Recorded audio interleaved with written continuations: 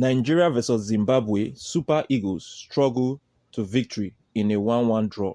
The clash between Nigeria and Zimbabwe at the Godswill Akpabio Stadium was a highly anticipated World Cup qualifying match, attracting over 40,000 passionate fans. The stadium was buzzing with energy as Nigerian supporters turned up in large numbers in their green and white jerseys, joined by notable politicians such as Peter Obi, the former presidential candidate of the Labour Party in the last election, and stakeholders like the Lagos State Governor, Babajide, Sanwo-Olu, and many other top notable men in Nigeria. Tactical lineup and formation. Coach Eric Chelle deployed a 4-1-3-2 formation, emphasizing both attacking flair and defensive solidity. Up front, the striking duo of Victor Osimhen and Osayi-Samuel was supported by creative midfielders consisting of Samuel Chukwueze, Ademola Lookman,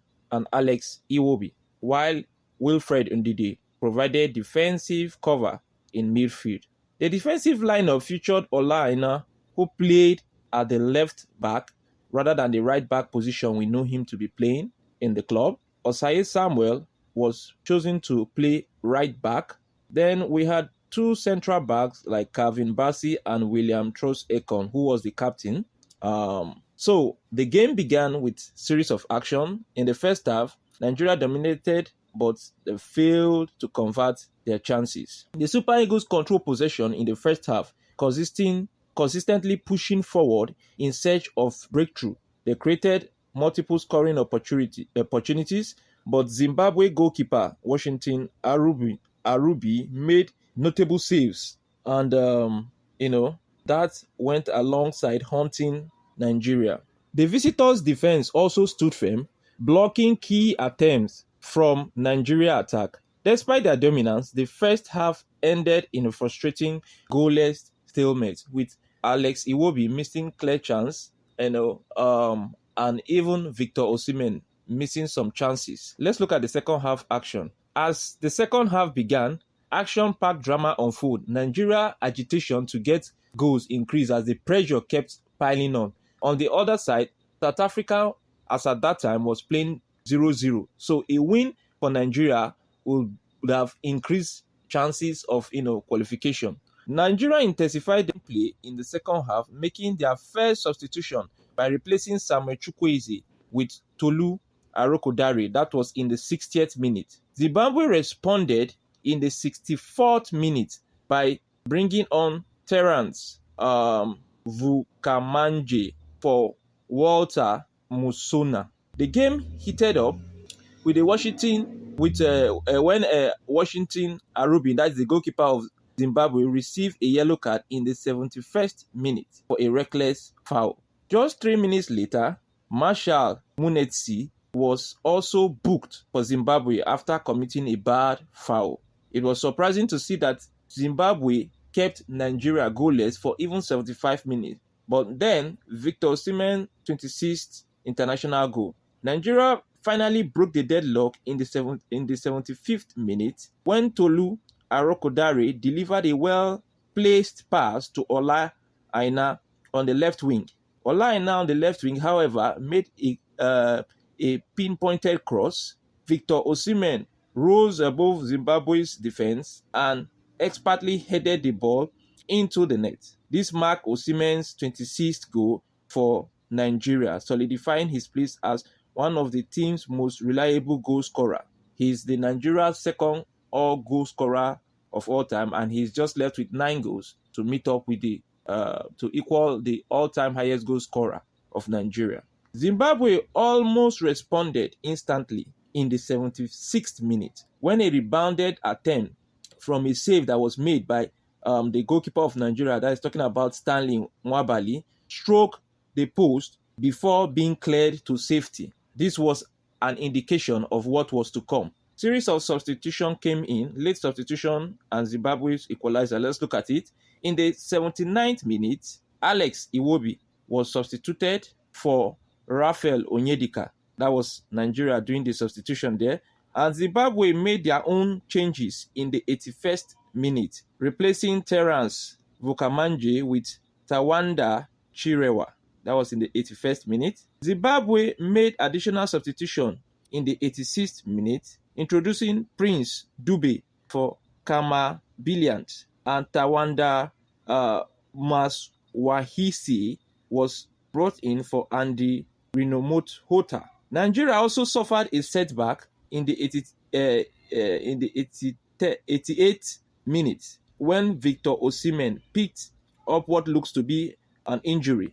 The coach, not wasting time, had to replace Victor Osimhen with Victor Boniface. Just as Nigeria looked set to secure all 3 points, Zimbabwe stunned Super Eagles with a 90th minute equalizer. Tawanda Maswahisi, one of the Zimbabwe's late substitutes, provided an assist to Tawanda Chirewa, who skillfully got past William Troost-Ekong before firing past goalkeeper Stanley Nwabali to level the score, the final whistle, and the group standing. The match ended in a 1-1 draw, leaving Nigeria's hope for World Cup qualification hanging by a thread. South Africa strengthened their grip on Group C with a 2-0 victory over Benin Republic, moving to 13 points, while Nigeria remained in 4th place with just 7 points. All right, let us take a look at the standing of the table as updated after the match day 6 game. South Africa has 13 points. This is because they have won 3 of their games and drew 3, because South Africa is yet to lose in this encounter. Oh, okay, sorry for that. South Africa has won 4 games, drew 1. No, South Africa has actually have 1 loss in this encounter. They lost 2-0 to Rwanda. That was the opening game of the World Cup qualifier, and afterwards they won Benin Republic 2-1. They went ahead to play. They played the next game they played was against Nigeria, of which they drew 1-1, and they won Zimbabwe 3-1. And in this 2-legged encounter, they were able to win Lesotho 2-0 and Benin Republic 2-0.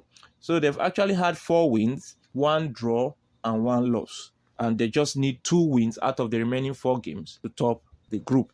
So South Africa sits top on 30 points. Rwanda are second with 8 points, while Benin Republic are also third with 8 points, and Nigeria 4th with 7 points. Lesotho 5th with 6 points, while Zimbabwe are bottom 6th on 4 points. With just a few matches left, Nigeria qualification chances now heavily depends on winning their remaining games and hoping for favorable results from other teams. The best scenario for the Super Eagles might be securing a playoff spot as a last resort. Conclusion: this result is a major setback for Nigeria, as they desperately needed a win to stay in strong contention for automatic qualification. Coach Eric Chelle and his player must now regroup and improve their finishing if they are to turn things around in upcoming.